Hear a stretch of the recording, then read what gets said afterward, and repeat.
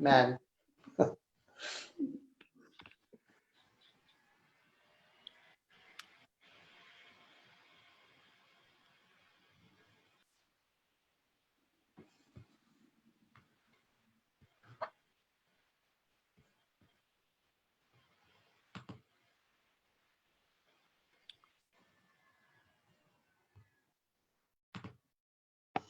So, hello everybody. I would like to welcome you to this online event, which is called Not So Promised Land, and which is happening thanks to the project Start the Change and the organization Amnesty International. The aim of this project is to introduce the obstacles that people who are fleeing from Africa have to undertake, and as well as to show people the real life stories of those who survived the journey themselves. My name is Kristína, and I will be questioning our two special guests, Tareke Brhane and Mpanzu Bamengem. And I would also like to mention that we have here Samantha, who will be translating Tareke from Italian to English. So to start with, Tareke is our first guest who has fled Eritrea. And also he is currently living in Rome, and he is the founder of the non-profit organization Committee of the 3rd October. And our second guest is Mpanzu Bamengem, who fled from Democratic Republic of Congo, and now he is working as a lawyer in Netherlands in Eindhoven.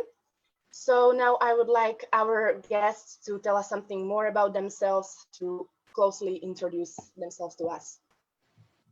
So Tareke, you can maybe start. Grazie. Per me è un onore essere con voi oggi. Anche essere insieme a Mpanzu è davvero, mi rende ancora felice. Thank you very much to all of you. It is an honor for me to be here today, and I'm also honored to be here with Mpanzu. Ecco, chi sono io? Io dicevo, ero un ragazzino che sognava di fare pilota, era bravo in chimica e in fisica, e oggi mi trovo a fare altro, quello che non ho scelto. Who am I? I was a kid. When I was a kid, I was planning to be a pilot. I dreamed to be a pilot. I dreamed to be a pilot, and I was very good at chemistry, for example. And but now I'm doing something which is completely different. Ecco, io sono Tareke Brhane, sono eritreo, ho impiegato più di 4-5 anni per raggiungere l'Europa, sono stato respinto tante volte verso la Libia. Dopo un lungo viaggio ho raggiunto l'Europa, è stato davvero molto difficile, ma grazie alla fine sono riuscito a costruire un bel percorso, e sto cercando anche di dare tanti altri che non ho avuto io. Yes, so I'm from Eritrea. My name is Tareke Brhane, and after a long journey, after 4 or 5 years after I set off on my journey, I managed to reach Europe. It was a very long journey. I was rejected also towards Libya, rejected towards Libya. And it has been a very difficult journey, but I managed to arrive here, and I would like to help those who are facing a similar situation. Ecco, lascio spazio a Mpanzu, così avremo tanto temi da poter discutere, dialogare, e vi chiedo davvero il mio desiderio di fare tutte domande, anche le domande scomode. A me ci fa molto piacere, ci dobbiamo parlare e dialogare insieme. So I would like to leave the floor to Mpanzu, but I really urge you, encourage you to ask any questions, also the difficult, the hard ones. I'm available here to answer to any questions at all in the framework of our dialogue.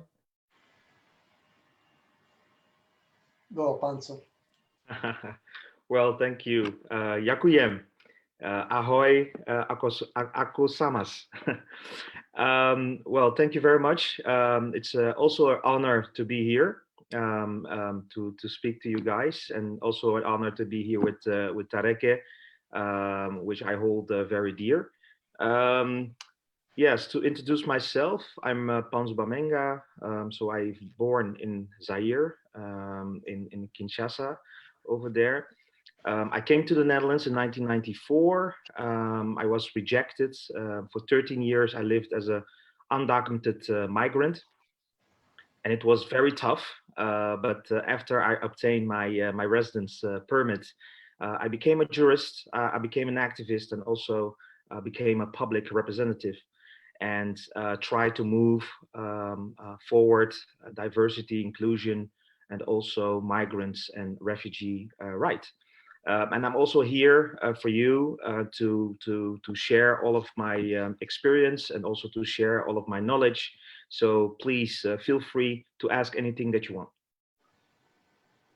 Okay, thank you for introducing yourself to us. And now I would like to proceed to the questions. However, at the end of the interview, so if you have any questions, please ask them. We will be very happy to, or Tareke and Mpanzu will be very happy to answer them.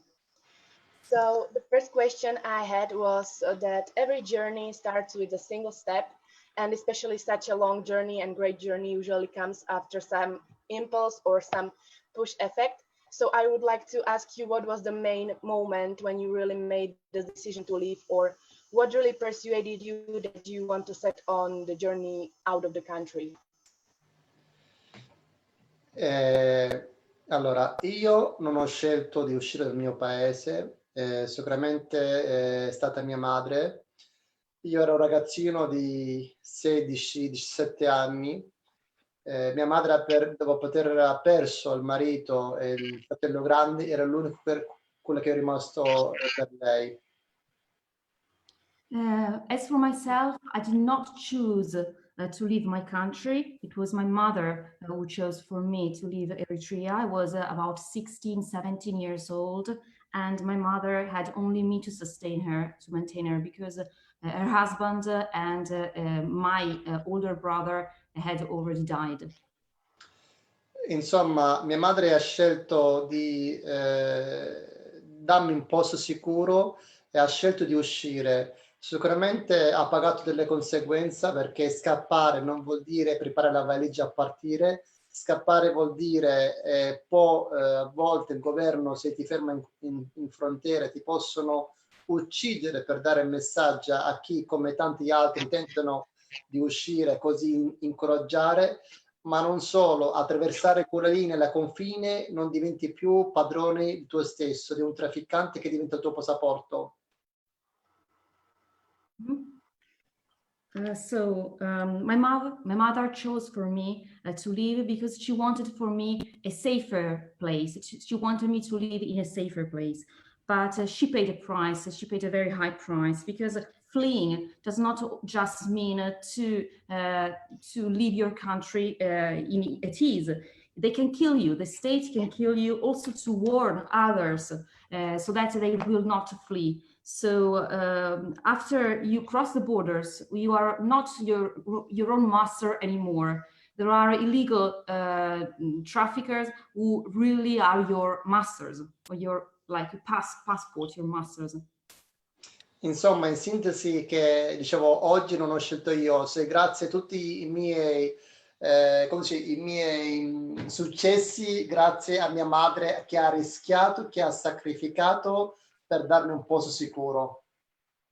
So what I have achieved today was not on the basis of my own choice. It was thanks to my own mother, who sacrificed herself also for my success, to give me a safer place to live. Ok, lascio a Mpanzu, così non rubo troppo tempo. Mpanzu. Yes. Welcome, yeah. Yes. For me as well, my main reason was not of my own. It was the choice of my parents, my mother, who came here to Europe and left the country. And in my case, we left by airplane, so we left through the normal route. While we came here, it was also her choice to apply for asylum, because she wanted also a good future for her children, for me and my brother who came with her. And she wanted us to live happy, and she wanted us to live a life without being in fear of persecution. And actually, as the same as what Tarek said, also my mother is a hero for me, because everything that she went through, I was 8 years old, but my mother went through all those whole experience, also without a husband with her, alone, not knowing her way, but she managed to raise two boys in very difficult situation, and I thank her, as long I'm alive, and I also say that everything I've achieved is also thanks to her. Thank you for your answers. So maybe also, to go into the unknown is a risky step, and you don't know what to expect, or what will actually happen, or where it will take you. Did you have any contact or a person in a country you were fleeing to, or did they help you with something if you had one? Allora, sicuramente quando ho fatto questo viaggio, io non è come Mpanzu, avrei voluto prendere un volo, non ho avuto quella possibilità. Insomma, quando sul mio paese sapevo il 99% stavo andando una morte certa, solo 1% avrei raggiunto la mia destinazione. When I set off on my journey, I wish I could have flown to Italy as Mpanzu did. He flew, he took a flight. It was not my case. So when I started my journey, 99.5% or 99%, I thought I was meeting my own death.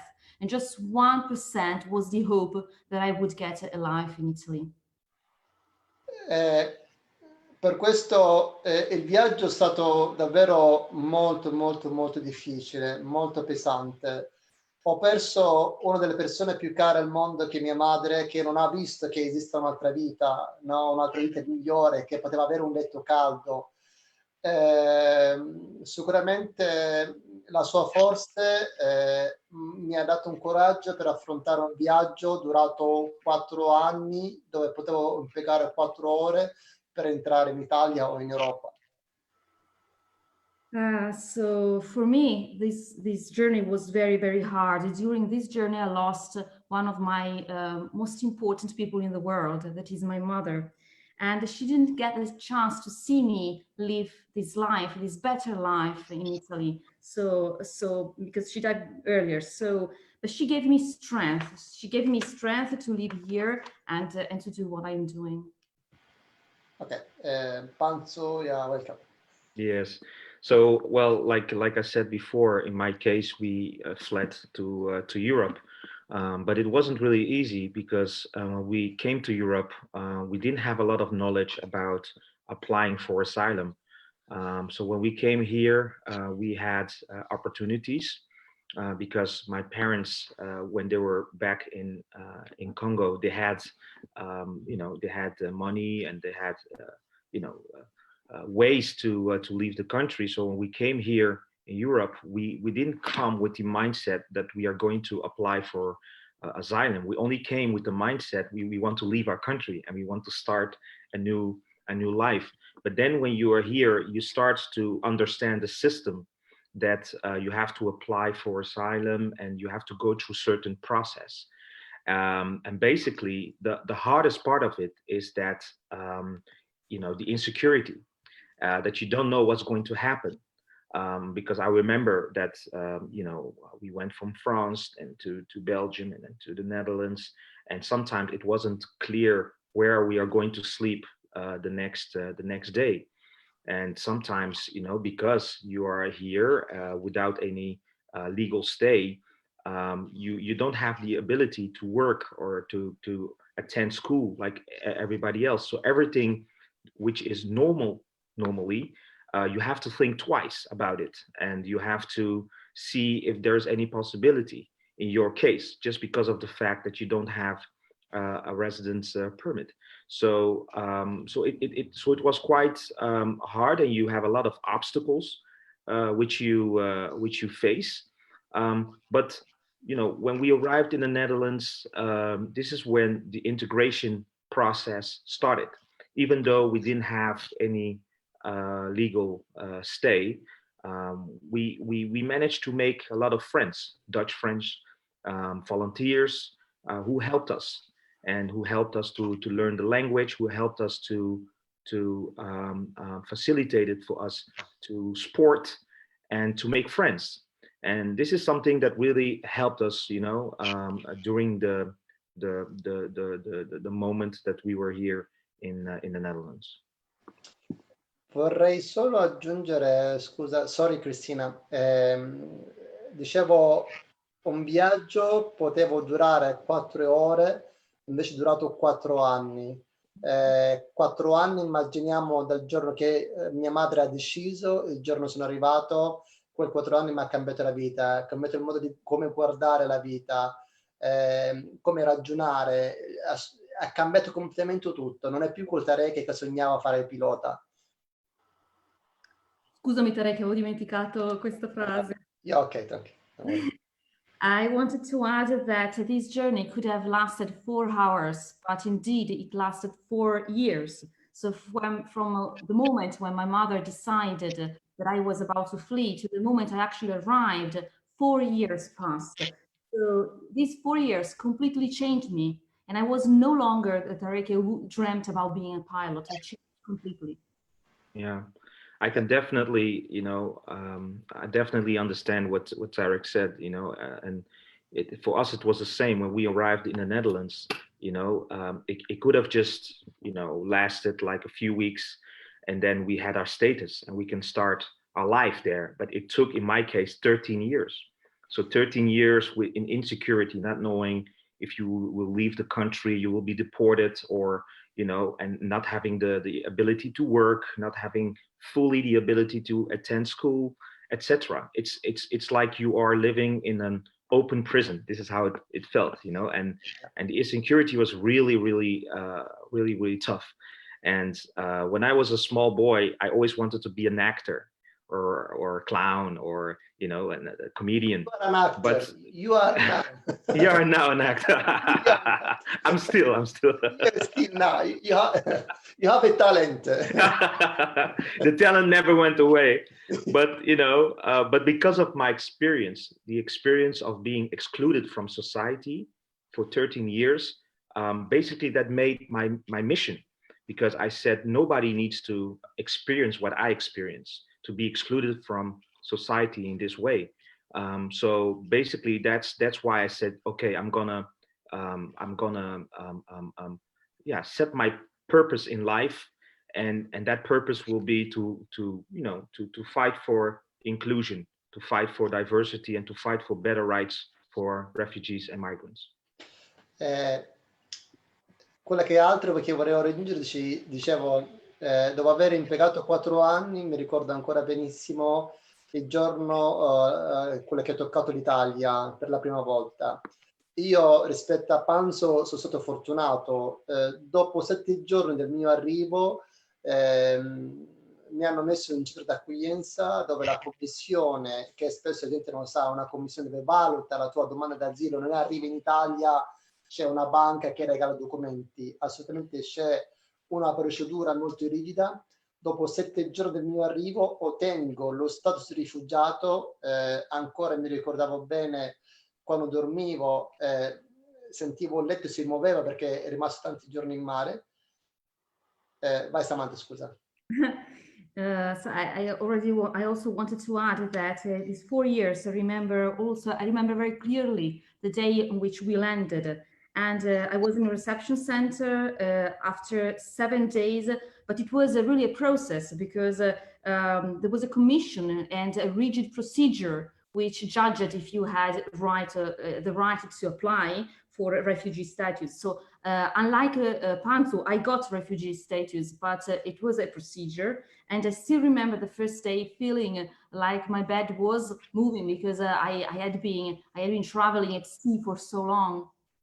E non solo, contavo le ossa, dopo 4 anni nei carceri libici dove devo essere parcheggiato in varie strutture, cioè mi ricordavo bene, riuscivo a contare le mie ossa e della difficoltà di camminare.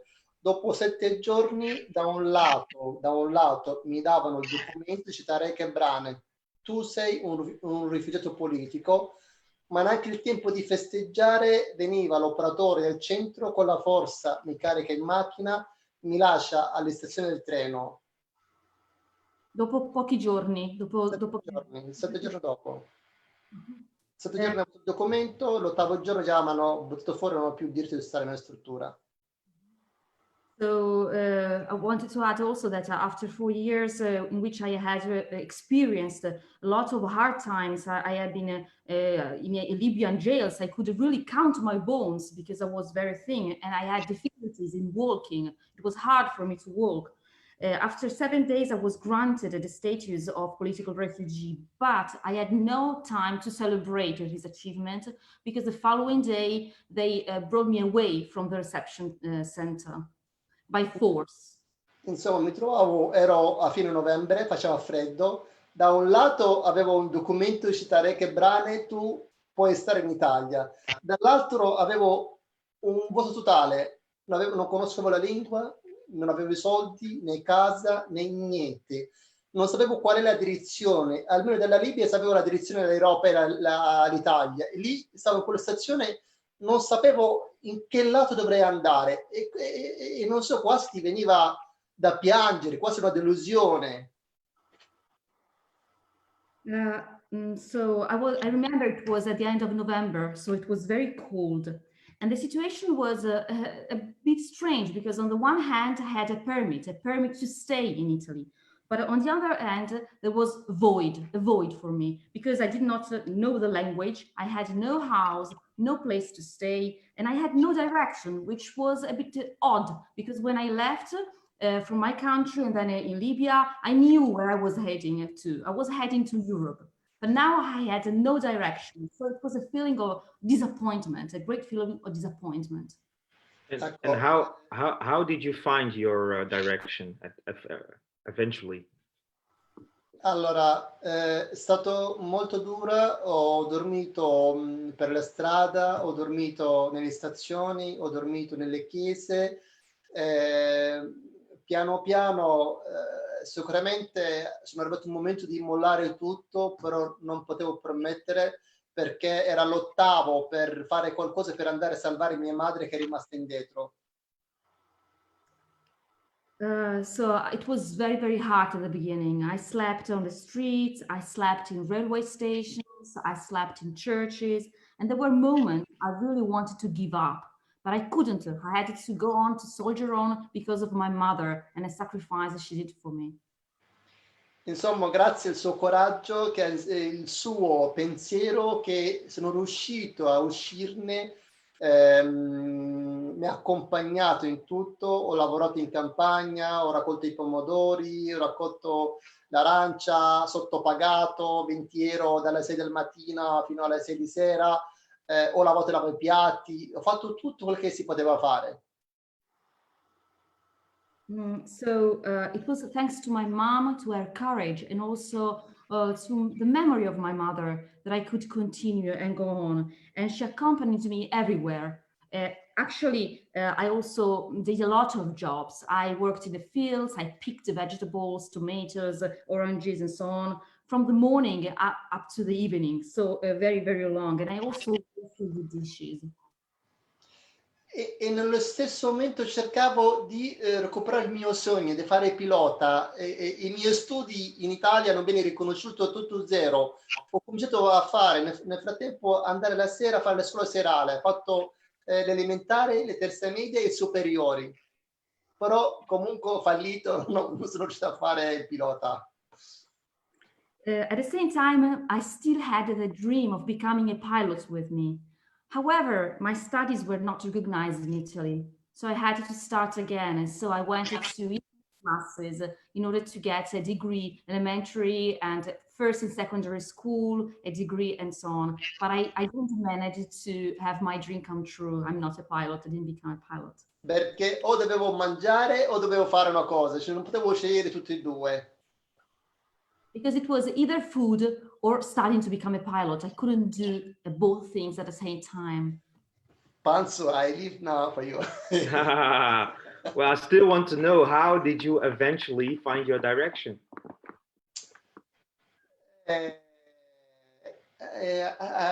Non lo so come l'ho trovato.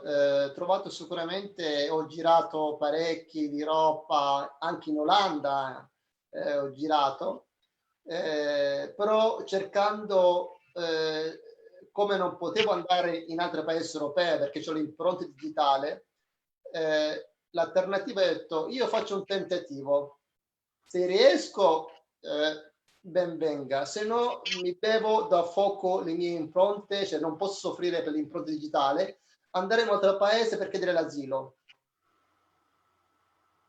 I don't really know how I found my direction eventually. I traveled all over Europe. I was in the Netherlands as well, but everybody I was accompanied by my fingerprints. So it was very difficult to apply for asylum in another country because of your fingerprints. So I even considered burning up my fingerprints.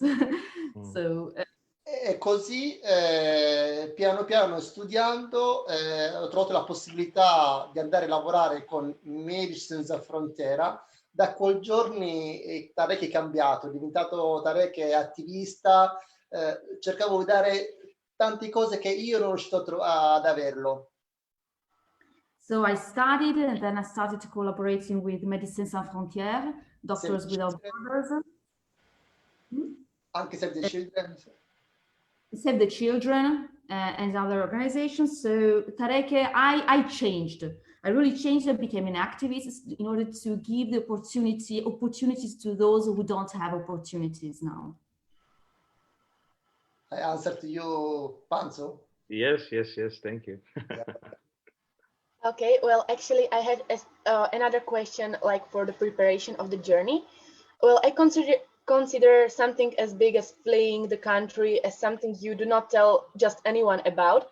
So I wanted to ask if you did talk about fleeing out of your country with someone, and if you weren't scared to tell them if it would like not jeopardize your plans or something.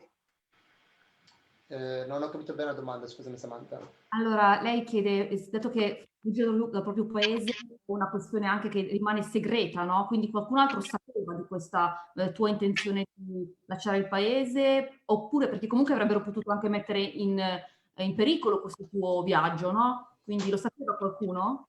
Assolutamente no, spesso vedi il tuo quartiere che sparisce, deve essere tutto preciso, a volte ci vuole 8-9 mesi, ogni mossa un errore ti può costare o una morte certa o una carcere a vita. 8-9 mesi per che cosa? Per preparare la fuga. Per la fuga. Cioè, ma neanche la tua ombra, ma neanche la tua madre, cioè nessuno deve sapere nulla.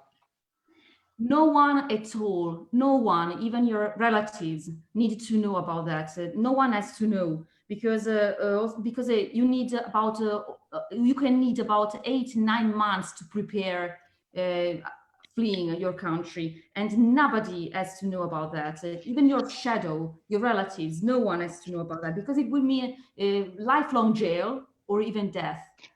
Sì, sì, bravo. Un errore può costare a vita o carcere a vita. One single mistake can be fatal. You can be imprisoned for your whole life or killed.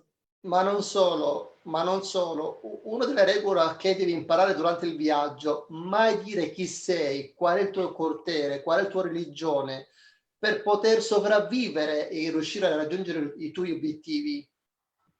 Not only this, also during the journey, you have to hide your identity. You cannot say who you are, the quarter, the place you come from, and your religion. You have to do so in order to survive. A volte che capita il tuo compagno di viaggio che muore, tu non sai chi è, non puoi chiamare la famiglia e dici non ce l'ha fatta. Sometimes your friend during the journey dies, somebody you met and you became friend with, dies during the journey, and you don't know who he or she is. You cannot contact their relatives to tell them he died or she died because you don't know his or her identity. Okay, Mpanzu. Yeah. So, in my case, I never knew that we were leaving. I was very young. It was just from one day to the other day, we just left. And to me, it was really like an adventure because no one told me where are you going. You know, I had to figure out for myself, basically, where we are going. So everything was definitely a secret, and you know, we would tell no one basically what we were doing or where we were going. And you know, for me, because I had such a thing several times in my life, you know, you start living in a baggage basically. It's like all your clothing are always in a baggage because you have to be ready to leave the country, or you have to be ready to leave your home, and there is no place you actually call home, you know, because of that. And I know a friend of mine, he always says that, you know, the only place you can call home is the place where people treat you well, you know, and that was the mentality, that there where people are treating you well, this is the place you can call home. But that place can change the next day, and you have to be ready for it. So that's why our clothing were always in baggages. And so when we left, so I really, how can I say, I really adapted to that. You know, I adapted that every time there could be a happening, and after that happening, I have to adapt very quickly to that happening and react upon it. It's like I even see it today. If like the COVID is coming to the country, a lot of people are panicking, but because you know, I'm so you know, from my background, I know how happenings can just come in your life, and that you have to adapt to it and then make the best of it. For me, it's just a, you know, a matter of, you know, just time, like 1 day or 2 days, and I adapt to the new situation. And that is something that you learn basically as a refugee, because that's the only way you can survive, by adapting constantly to your situation and to your surrounding. So yeah, so that was our situation. So we never knew when we were going. But you know what kept me strong was basically the mission. So there was a lot of insecurity, and because of this, that insecurity, I focused on the things that I can control, basically, and the things that I could control was my education. Yeah, because of everything I experienced, of exclusion, but also the fact that we didn't have any status. Um, because of all of that, to me, it was very injustice. So when I was young, I visualized a totally different kind of world, a world which was um, inclusive, a world which was, you know, where you didn't have any undocumented migrant, where you didn't have any refugees, and I said to myself, you know what, I'm gonna work hard to achieve such a world, and the way to achieve it is by learning skills and having the right knowledge to do something. So I started in my head. I had a clear vision what I wanted to be. I wanted to become a jurist, so you know, someone who was studying law. I wanted to become an activist, so I can, you know, move the people. I can form a community. I wanted to become a politician or a public representative, so I can make laws, basically, that will change the situation. And because I was young, that is something that really kept me strong and really saved me from being in that horrible situation, because I knew that there is hope in the future. And I knew that it wasn't going to be a sprint. It's not something I'm going to achieve in 1 or 2 days. It's something that I will have to achieve in years. So it's a marathon. But like any other marathon, if you want to finish it, you have to start today. So this is how I managed to keep myself strong and to have a clear vision, clear focus. And yes, I became a lawyer. And then I became an activist, and I became a politician. And I started to you know, to move inclusiveness, to move migration rights and refugee rights forward everywhere that I went. First at my university, no, first in my class, and then at the university level, and then in my city, and then at national level. So, you know, it becomes more bigger and bigger. But you have to start somewhere, and you have to find alliances, you know, people like Tarek, you know, so you can work together. You have to find people like you guys in Slovakia to work together, because we cannot do it by ourselves. So you have to find those people, make those alliances, and also focus on the youth, because the youth are basically the future of tomorrow, and they are the one who are going to, you know, create the Europe of tomorrow, create the world of tomorrow, and hopefully a world without any refugees and you know, people, migrants leaving because they have to leave. Well, those were some really inspirational, beautiful words. Thank you for those. Well, you actually touched my another question by talking about adapting yourselves to the situation. And I wanted to ask you that, as a person who came from a totally different country and culture with different traditions and habits, how did you see the Europe culture when you first appeared on the land of Europe? And was it a big shock for you, or were you actually prepared for it?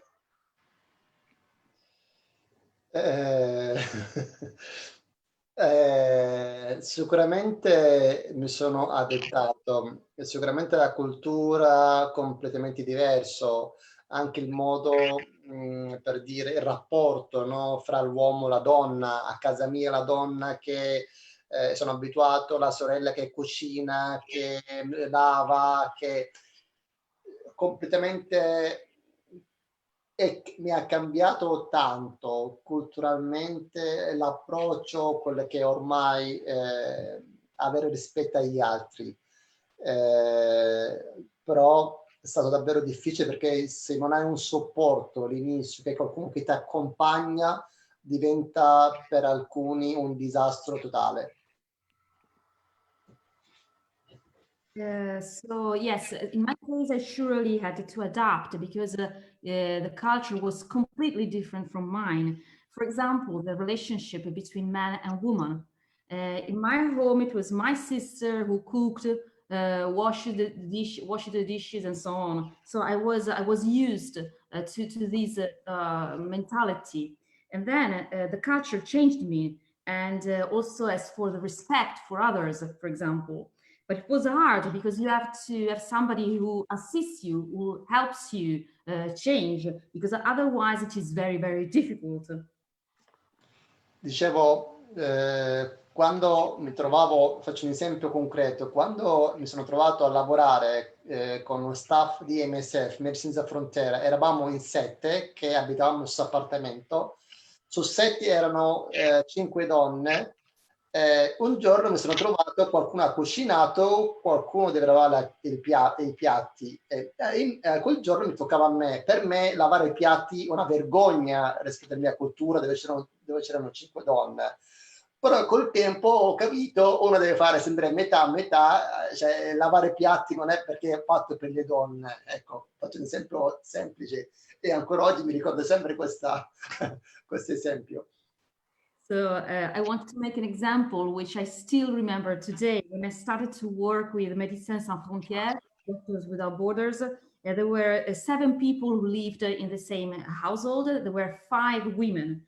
So somebody cooked and somebody had to wash the dishes. And when it was my turn, I felt very ashamed, because to me it was really strange. 5 women in the household, and I had to wash the dishes. So it was a really shame, and I had to adapt and to learn and to understand. So I still remember this example today. Mpanzu, Holland, how the culture of Holland. In Italy, we have almost like our culture. We don't have a lot of difference between Italy and I know Samantha maybe can confirm. You're always Mediterranean. We have. Yeah. Well, you know, let me first start to say it's like our queen. She once said, because she's from Argentina and she came to the Netherlands, and she once said that there is no one culture, you know, there's no one Dutch culture. There are many cultures, you know, and you know, for me, it was, you know, I was so happy to basically, you know, live in a refugee camp at first. But within a refugee camp, there were a lot of Dutch people, you know, very diverse Dutch people from different colors and backgrounds. These were most of the time volunteers working there. And they, well, they saw me and they saw my family, and they brought us back home to their homes outside of the refugee camp. And this is actually where I learned a lot about the, you know, let's say the Dutch culture, basically. And you know, it helped me a lot to integrate within the country very fast.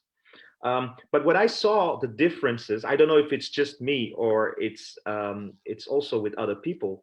I saw that I was quite good in sports, and but my colleagues were less good in sports.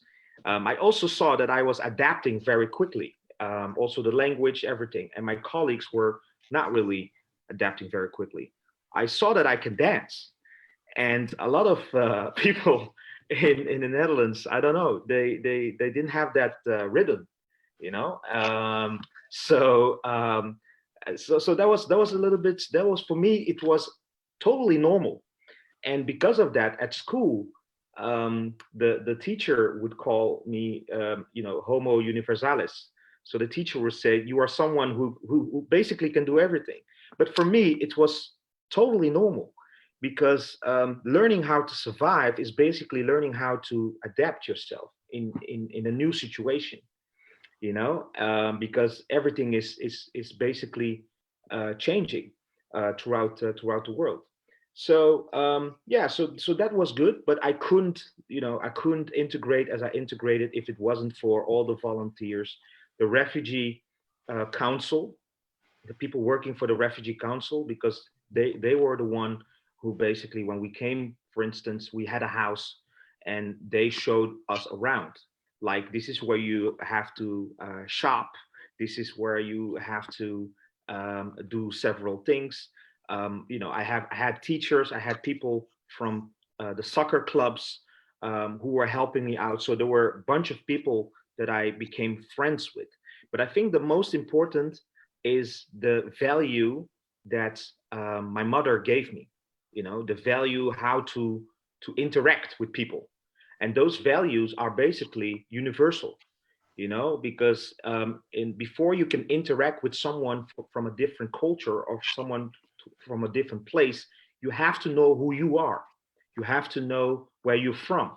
And that should always be like a starting point, you know, because if you don't know, then you can get lost in that conversation, and others can tell you who you are. And you know, so for me, I think that was a great gift. My mother always told me, it doesn't matter if you have money or you are poor or rich.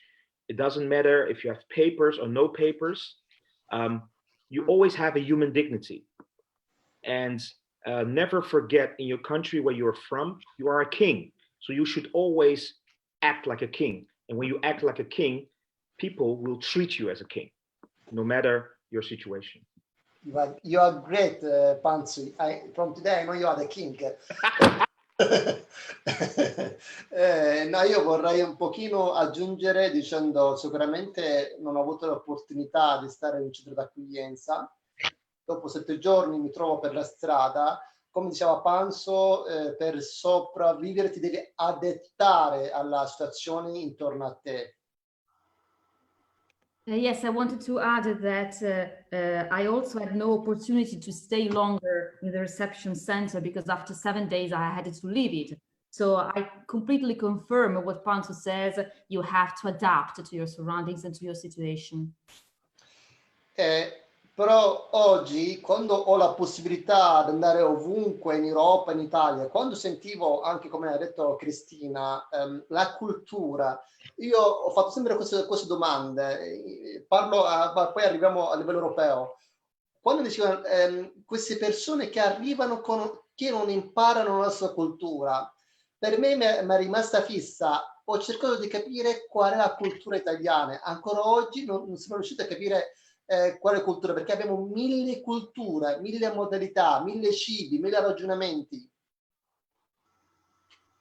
Yes, also today when I have the possibility to travel all around Europe, so I wondered, as Kristina said, what is the culture? It is a very difficult question, actually, because also in Italy, but everywhere, we have a lot of cultures. Also within Italy, we have what's the Italian culture? We have a lot of regions. Each region has its own culture.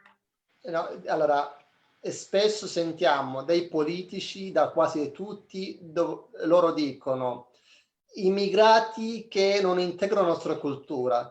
Però se andiamo in fondo è che voi avete 1000 culture. Io ancora non ho capito qual è la cultura vostra, cioè italiano o essere europee. Nostra, anche tu ormai sei italiano. Sì.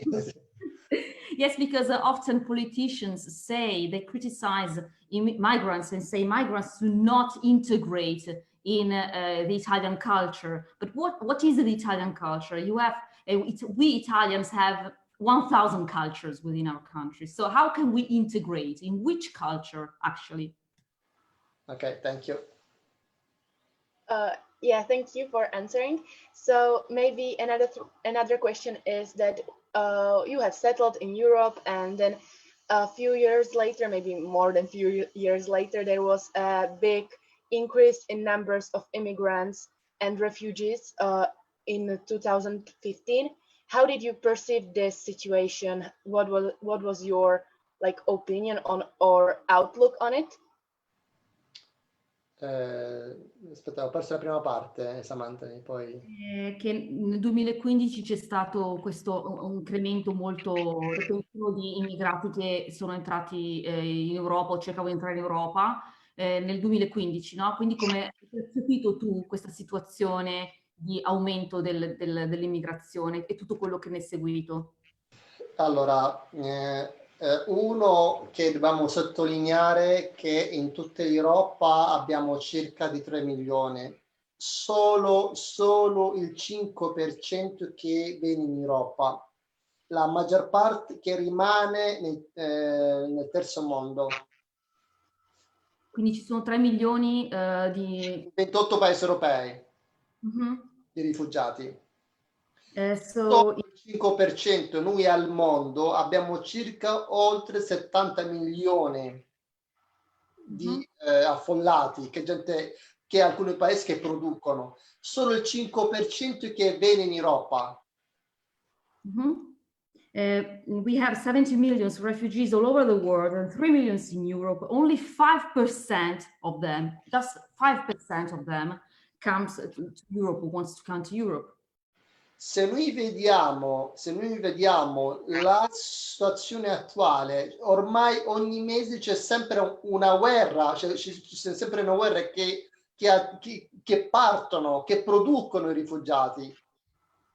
Che producono i rifugiati, la guerra che viene prodotta dai rifugiati. Sì, che creano affollati, intendevo, cioè non più... So the current situation is that each month we have like a conflict, a war which is caused by refugees. È sempre aumentato in tanti paesi. Una delle domande che sentiamo sempre, cioè questo: aiutiamo a casa loro. Come? Vendiamo gli armi a loro? O rubiamo la loro materia prima? We often hear this sentence: we have to help the people in their own homes so that they will not come. But how? Should we sell them weapons? Should we steal their natural resources? How can we help them in their own countries? E diamo un'immagine come c'è un'invasione in Europa. In realtà assolutamente no, è fake news. There is this fake news, this piece of fake news, this image that there is a sort of invasion of Europe. This is fake news. Cioè pensiamo che queste persone che in maggior parte che arrivano tutti in Europa, ma una piccola percentuale, stiamo parlando del 5%, il campo più grande al mondo, non sta in Europa, sta nei paesi terzi. Se noi andiamo in Turchia o in Libano o andiamo in Kenya, in Etiopia, in Pakistan, ci sono i campi ancora più grandi, anche in Uganda, ancora più grossi, però non lo sentiamo. Invece noi vediamo questi barconi, diamo un'immagine all'opposto di quelle che ci raccontano, ci dicono i dati ufficiali delle Nazioni Unite. So just a very small amount, only the 5% of these refugees actually headed to Europe. But the biggest refugee camps are not in Europe. They are in third countries, like in Lebanon, Kenya, Ethiopia, Pakistan, Uganda, but we don't hear all these in the news. We just see these boats, these ships, barges full of refugees heading to Europe, but it's just a really small percentage. It's not what the United Nations official data actually say. Vabbè, lascio a Panzo e poi al limite poi ci aggiorniamo. Maybe I give the floor to Mpanzu and then I can add something if necessary. Yeah. You know, when it was 2014, 2015, at that moment, I was a member of the city council of Eindhoven. So basically, I could use everything I've learned so far, you know, to really do something. And that's what I tried to do. So basically, when you had this large influx of people, refugees coming into Europe, we also saw a large influx of refugees coming to the Netherlands. And I agree totally with Tarek said. At the end, if you look at the global you know, situation of refugee, there's just a small amount of them coming to Europe. But you know, for Europe, it was you know, a very big influx. And you know, in my country, you saw a lot of polarization. Basically, a lot of people were saying, you know, we should close down the borders, and you know, we should leave them out of our borders, and they should get their help. You know, it is more humane to help them in the region, in the places where they, you know, in the places like Lebanon and, you know, those kind of places, or Libya, and we should make everything possible to make sure that they don't take the boats to come here. That's far more humane. This is what people were saying. But also in the Netherlands, me as a city council member, when I saw that there were so many people coming to our country, I tried that I had the responsibility to do something, to try to convince the people that we should give them shelter, that we should give them protection, those people who were coming. And basically, I remembered it wasn't, you know, for me, when it started, it was like 2014, September 2014. I remember it because it was almost like a few weeks after MH17, the airplane, you know, it was an airplane that struck down and you know, by military and came down in the Ukraine. And a lot of Dutch people were actually there in that airplane. So everyone in the Netherlands had someone who they knew were in that airplane who passed away. And the ceremony for that, you know, for the death of those people were in my city, in Eindhoven. And basically what we did is we had cars with the bodies or part of the bodies. They came to the airport of the Eindhoven and they went to, you know, to the whole of Netherlands. Those cars, those black cars went. And in the whole of the Netherlands, there was a ceremony, and everywhere people were throwing flowers to those cars, you know. Basically, there was a sentiment in the country that everybody said, what we did as a country is basically giving back the dignity of those people who lost their lives. So when the big influx came to the Netherlands, I used that I use those words, giving back the dignity of people, by making it very personal, because I also had one of my best friend who was in that airplane, by making it very personal. So I told the people that I was also a refugee, and the only reason why I'm standing before you now is because somebody else gave me back my dignity. And if we allowed other people who are coming to our country because of fear of persecution, because of war, because of many things, they are leaving their country, they're coming to us. If we allowed ourselves to give them back their dignity, that would be something, very valuable as a human being that we can do. And I saw in my city, we acknowledged that fact, and we built a refugee camp because of that. So everyone in the city, it was no longer polarized, and we agreed that we should have a camp. But this is only one city. But this is how it starts. It starts by, sharing stories, sharing those stories and making it very personal. And let's go back to the basis, because we are all human beings.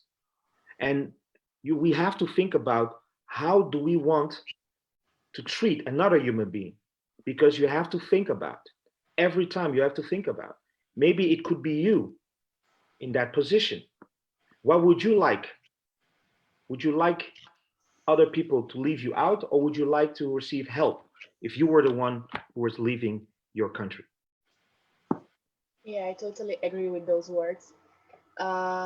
So maybe another question connected to this is that, how did you see the situation changing after Italy's anti-immigration deal with Libya, when all those immigrants were banned from coming?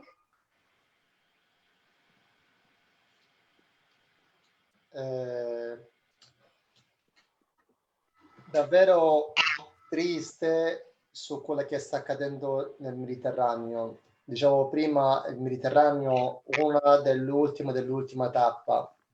È una vergogna per i 28 paesi europei, ma anche i 27 europei, che ad oggi non hanno una politica comune.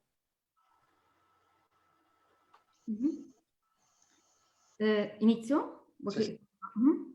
What is happening currently in the Mediterranean is very, very sad, and it can be really described as a shame for the 27 European countries which do not have a common policy on this matter. Noi continuiamo a dire sono i naufragi, invece sono stragi quelle che stanno morendo in mare. Io sono il presidente del comitato 3 ottobre. Dal 3 ottobre 2013 ad oggi, perché abbiamo cominciato a contare, sono morti più di 19.000 persone. Chi sono queste persone? Qual è il loro cognome? Chi è il responsabile di queste persone?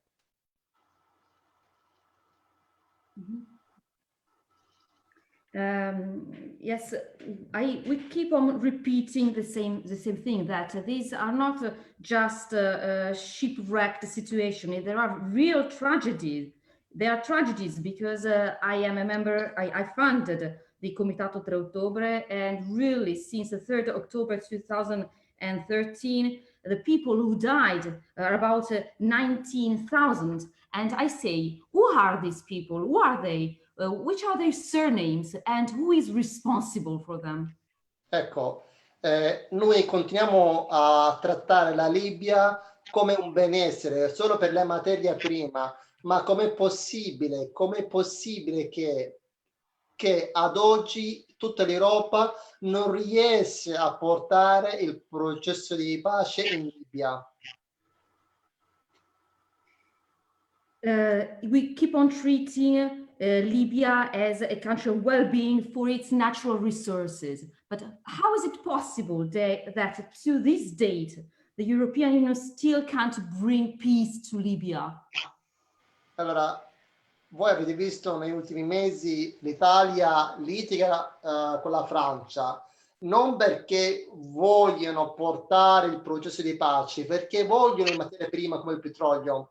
Quando abbiamo sentito 20 giorni fa, ma neanche, quando la Turchia ha cercato di entrare, tutta l'Europa ha cominciato a tremare. Perché? Perché anche la Turchia vuole mangiare, non vogliono portare processi di pace. Continuiamo noi a armare queste persone, sono di 5 milioni, invece di aiutarli. Stiamo parlando di paese, sta qua accanto a noi, non stiamo parlando del Sudafrica, stiamo parlando proprio qua. Yes, also we saw in the last months Italy quarreling with France. But was it about peace? No, it was not about peace. It was because they also want the natural resources. They want oil as well. And also when Turkey wanted to enter, Europe trembled. But why? Because they too might have an interest in resources. So we keep on also selling weapons. We keep on forgetting that this is not happening very far away. It is near. It is really here. Io vorrei vedere due immagini di in questo momento che sta accadendo che in Libia, no, a Lampedusa, dove, come voi sapete, tanti politici, ma tanti governi stanno usando il coronavirus per poter esercitare il loro potere su queste persone.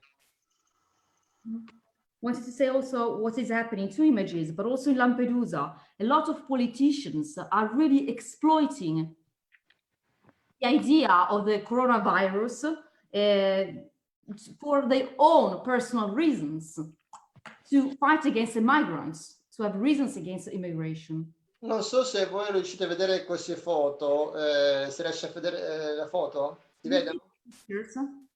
Io riesco, adesso ok. Questa foto c'è di due giorni fa, ancora oggi continua a accadere. Cioè, queste foto sono persone dopo aver impiegato mesi, tortura libici, sono al porto di Lampedusa, dove noi diciamo bisogna lavare le mani, dove non hanno uno spazio igienico nei bagni, seduti per giorni, perché la gente ha paura, la gente che pensa che queste persone che portano il virus vengono abbandonati in questa situazione e questa sono la gestione europea sull'immigrazione. So I don't know if you can see these pictures. These pictures were taken about 2 days ago, so the situation is persisting now as well in Lampedusa, where people are being left there, and they have to wash their hands, and they are treated very unfairly by the population because Italians are afraid that they will spread the virus. So they abandon them there, and these are their conditions. So this is what Europe is really doing. Ecco, vi prego, guardiamo questa immagine. Come possiamo accettare se noi non continuiamo a creare, a pensare a un progetto a lungo termine, a poter coinvolgere tutta l'Europa, avere una politica comune e andare a incidere nei paesi di origine e andare a sostenere i paesi di transito, non si può prendere con queste persone. Sono persone alla ricerca di un posto sicuro, sono persone che a volte scappano, non hanno altra alternativa o un'altra soluzione. Yes, I just ask you to look at these pictures. How can we let this happen? Because we do not have a long-term project in Europe, and a project to help these people in the origin countries, but also in the transit countries. We cannot be angry at them because they are fleeing their countries because of dangerous situation, of very hard conditions. We cannot be angry with them, at them. Ecco. È importante questo, è importante conoscere, per questo, cari europei, io dicevo sempre alla nuova generazione che ormai collaboro quest'anno, non si può nascere, crescere, odiare l'Europa. L'Europa sicuramente ha 1000 difetti, dobbiamo migliorare, costruire e cercare le fonti e capire bene, se no siamo sempre delle gambe agli altri, dove gli altri danno delle notizie, a volte non è reale. Yes, so what I always say also to young people, to the new generations, but to all, I say, dear Europeans, we cannot hate Europe because Europe has a lot of shortcomings, a lot of flaws and defects, but we have to work together to build something together. We cannot always delegate other people who can also fabricate fake news. We have to act ourselves. Okay, thank you. I take a long time, Panzo. No. I think very interesting everything you're saying. You know, to my opinion, if you talk about the situation in Libya and people who are, you know, leaving such countries such as Libya and Turkey, you know, to come to Europe, and the way that they are being treated in Europe, you know, for me, it's really a violation against humanity.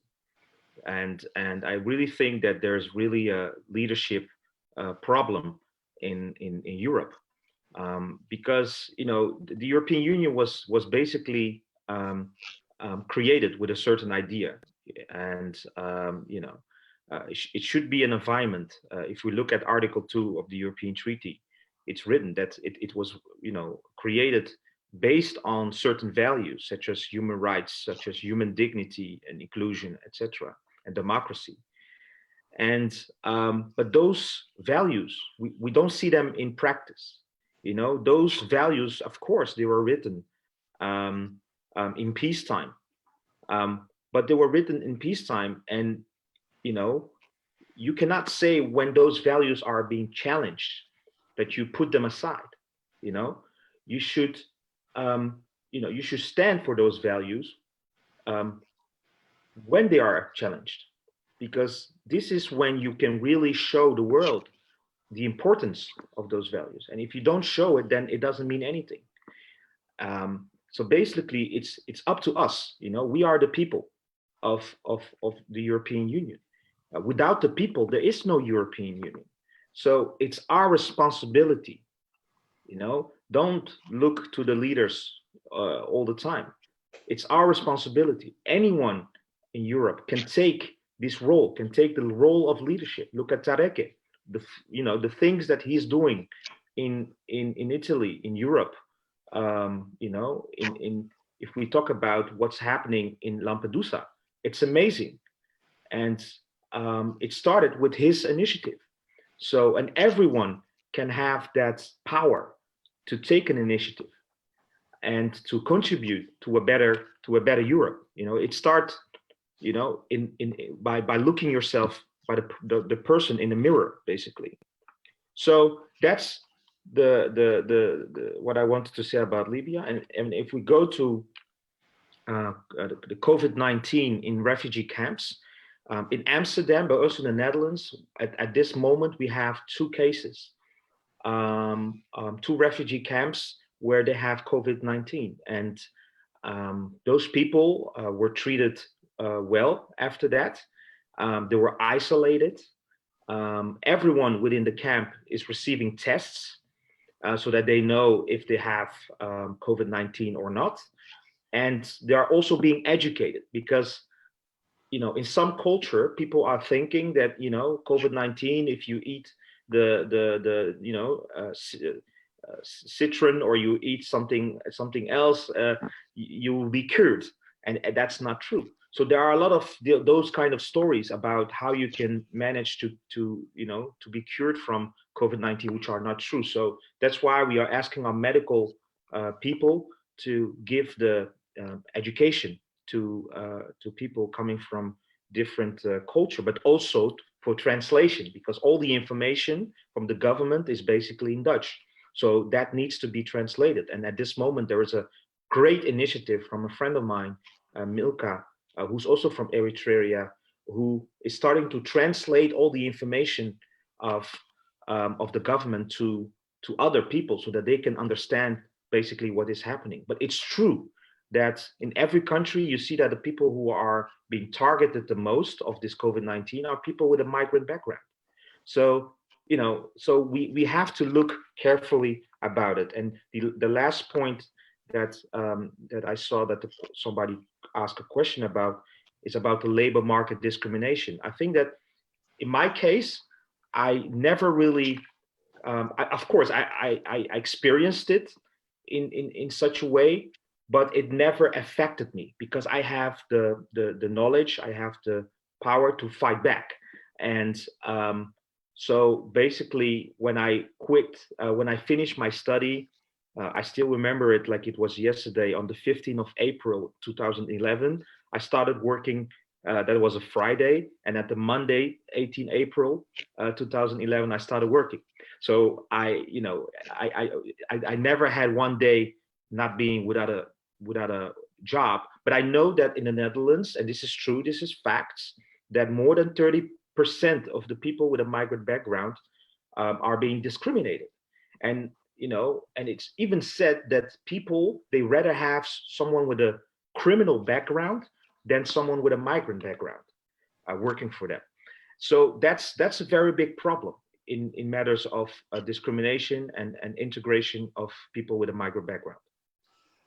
Dicevo, per quanto riguarda la discriminazione, sicuramente un fatto che pesa molto, a volte la kedy non si è accettato dalla società. Per dire, io ormai sono arrivato a un livello che tratto con i ministri, con i governi a livello europeo, però spesso ti guardano con quella faccia sei inferiori, come non perché per la tua capacità, solo perché hai del tuo colore della pelle o perché hai un background, come diceva Mpanzu, straniero. A volte torni a casa con mal di pancia, a volte dici ma vale la pena di farlo. Devi trovare il modo di poter digerirlo questo, se no a volte non riesci a poter andare avanti. A volte tante persone che mollano perché diventa una cosa molto difficile poter affrontare gli atti di discriminazione. Yes, as for discrimination, I wanted to add that it is a fact that society sometimes doesn't accept you. At my level now, sometimes I have to handle directly also with ministers at a European level, but they just look down on me. They look down maybe on people like me because of the color of my skin, but also because, as Mpanzu said, about because of my migrant background. So when you go home after meeting somebody like this, your stomach hurts and you wonder, is it worth it? Is it worth it? So many of us just quit because they cannot, they are fed up with facing discrimination. Ecco, bisogna, come diceva non Mpanzu, deve essere forte per affrontare tanti, e sicuramente sono gente ignorante, però dobbiamo informarli. A volte non è colpa loro, vengono riempiti di queste fake news. Io dicevo ai ragazzi, ma anche ai ragazzi di oggi che stanno ascoltando, se voi pensate siamo i nostri nemici, ma a me mi sta bene, però bisogna informarsi per poter proteggerti da te stesso. Non si può sempre delegare ai politici. I politici sono uno specchio, cioè è facile dire colpa del politico, ma siamo noi che mettiamo questi politici, sono i nostri specchi. Scusami se mi sono allungato, al limite. No. The fact is that, as Mpanzu said, you have to be strong. You have to be strong also to face people who are ignorant. They do not know very well the situation. Sometimes it is not their fault. It is just that they are really fed with fake news, so they don't really, it's not their fault. So I always say to young people, also to the young people listening to us today, that if you think we are your enemies, it's okay, but you have to know yourself. You have to know you cannot always delegate politicians because it is not always their faults. Politicians are just a mirror of our society, so we have to act as well. Yes. So sorry if you wanted to add something, but we have a little time and we need to answer some public questions. Yeah. So question of public. Yeah, welcome. So another question was for Tareke. And it was a question about what is the situation in Lampedusa now with migrants and refugees and COVID-19, and what is the response of the Italian government, and if there is any. Allora, that I said before, quello che ho detto prima, la situazione di Lampedusa è davvero molto triste. Triste che ad oggi non riusciamo a gestire in maniera organica. In questo momento la gente giustamente ha paura, pensano che portano il virus, quello. Però il governo non sta usando tanti strumenti che può fare. L'alternativa che stanno mettendo in questo momento è che affittare una nave per 240 persone per fare la quarantena. Per affittare vuol dire che noi dobbiamo pagare, noi lo Stato italiano dobbiamo pagare più di 1,5 milioni per affittare a una nave che non ha senso. Ecco, per noi vuol dire uno spreco di soldi, però come dicevo, però come loro lo sanno, fare qualunque mossa devono pagare conseguentemente ai lettori, non hanno questo coraggio, per questo spendiamo come così senza una soluzione a lungo termine. As I said before, the situation in Lampedusa is very, very sad, it's very, very hard, because we really have no tools to handle it in a proper way. The population, Italians, they fear migrants because they fear that migrants will bring the COVID-19 and spread it. So the government could have some tools, but it is not using these tools very well. They want us to hire a ship for 240 people for quarantine reasons. And so we will have to pay 1.5 million to hire this ship for quarantine. But this is useless. It is a waste of money and it will not bring a long-term solution. Ecco, per questo, però loro sanno che voi volete sentire questo e loro fanno questo. Non c'è un coraggio politico, non c'è un'azione, una visione a lungo termine. Oggi c'è il coronavirus, ieri c'era un altro politico, l'altro ieri c'era sempre qualcuno. Però non riusciamo mai a mettere davvero un piano europeo a lungo termine. Come diceva Mpanzu uno dei suoi discorsi, ormai il diritto, per quanto mi riguarda Tareke, il diritto è diventato un romanzo lo vediamo solo nei libri, in pratica non c'è questa questi diritti che i nostri nonni che hanno costruito, il nostro, come si chiama, il codice etico ormai non l'abbiamo, ormai siamo disposti a tutti a pensare che la nostra vita vale più di un altro. Yes, so actually the Italian government does what it thinks that Italians want. So these are really measures which are no useful on the long term, because politicians are not displaying like a courage. They are not brave enough to take the necessary measures. So today it is the virus, it is the COVID-19. Before they had other reasons not to act. So they are not doing anything. And as Mpanzu said, there is the law, but the law has become a sort of fairy tale, something we can only read in books. There are no longer the rights which our grandparents fought for. Nowadays, there is no ethical, moral code. So we are like urged to think that our life is more as a higher worth than the lives of other people, of migrants. Concludo. Avete visto in questi mesi l'Italia ha sbattuto le mani, i pugni sul tavolo contro l'Olanda, contro la Germania, chiedendo aiuto giustamente. In contemporanea l'Italia è così forte, a chi più bisogno. Da un lato chiede aiuto ai paesi più ricchi, in contemporaneo chiude a gente che ha più bisogno, come per dire la loro vita vale più di quelli. Ecco, per fare un esempio così almeno capire. Grazie.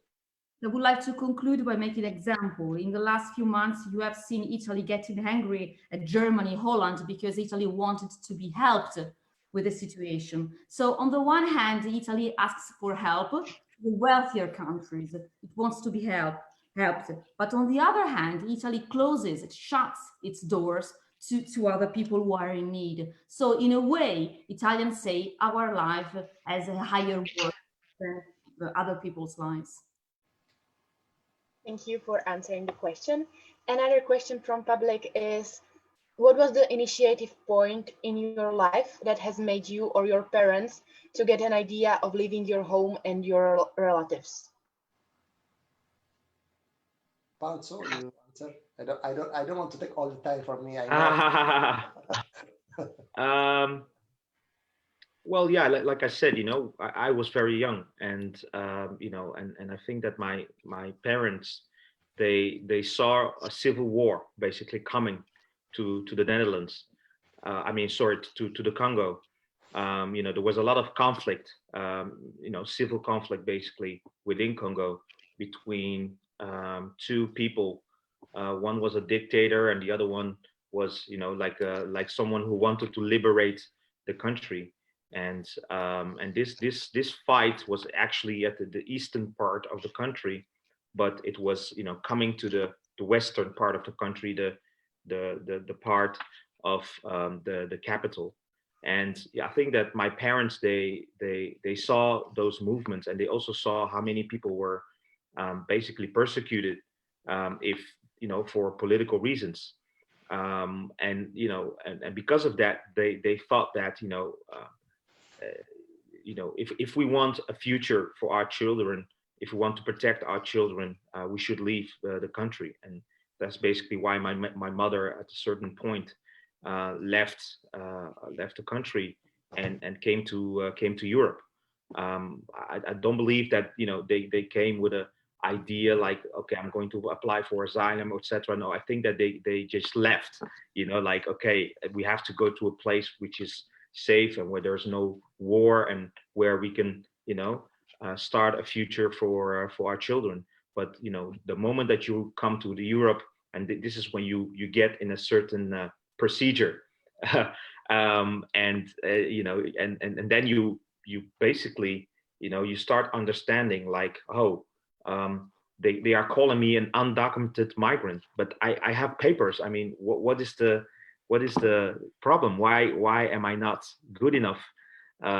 So, and that's the system, you know, you have to adapt into the system of Europe, which is, you know, which can be very difficult for people coming from Africa. You know, and most of the time, you know, within those procedures, they always ask for like proof, you know, proof of what happened to you in your country, because if you say that you left your country because of persecution, they want proof.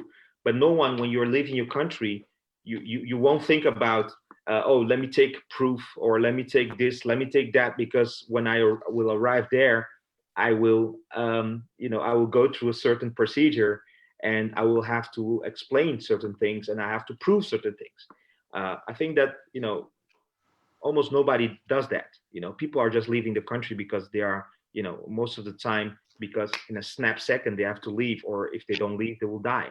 And so I think that this issue, we really need to find a way to tackle it. We really need to be more solider towards the southern countries, who are actually seeing the refugees coming with a boat to their island. We really need to be solider. We really need to protect the human rights, the human dignity, and we really need to protect the people and not borders. Yes, thank you. And with a last question from public, I will read it. So it says, hi, thank you very much for sharing your stories and experiences with us. My question is, how do you think the climate change will affect the world's migration? Do you think that the numbers of refugees will be increasing, or that Europe will change somehow its approach to the people fleeing their country due to the climate situation? Yeah. I think that, you know, the climate situation can make all of us refugees. You know, I mean, the climate situation is not only saying we're going to tackle Africa, or we're going to tackle Asia or anything. You know, the climate situation can make us all a refugee, because the climate, that's the whole issue. We only have one Earth, and if we lose that Earth, it's over for us, you know. And so we have to be very preciously towards our Earth. We have to think about durable solutions with our Earth. And because of the idea of the climate refugees, we always have to think about how would I want others to react if I was a refugee? Because all of us, it can really strike all of us. You know, in the Netherlands, we had a lot of problems with water. Yes, now we managed to because the Netherlands, you know, it's beneath the water, basically, and that's why in the past we had a lot of issues with that. So now we managed to overcome those issues. But if the water is you know, it's getting higher and higher because of the you know, the fact that the world is getting hotter, you know, there will be an issue in the future. So before you know, here in Europe, we'll also be refugees, and we will pray to other countries that they will welcome us. Well, I hope they won't welcome us like like some of us are being welcomed here in Europe. Like, let me say it like that. Yeah. Okay. Thank you so much for sharing your stories, and thank you for being here with us, for making your time to answer the questions and to make us see what the situation really is, to make our own opinion. It was a really precious time with you, and we are, I think I'm speaking for everyone when I say that we are really happy that you could be here with us. Thank you too much. Really, for me, it's so honored. Thank you for Samantha supporting me in the language. I hope to see you all again, and I invite all of you, maybe in Lampedusa, if Pansis agree, we can meet on South October. Yeah, welcome.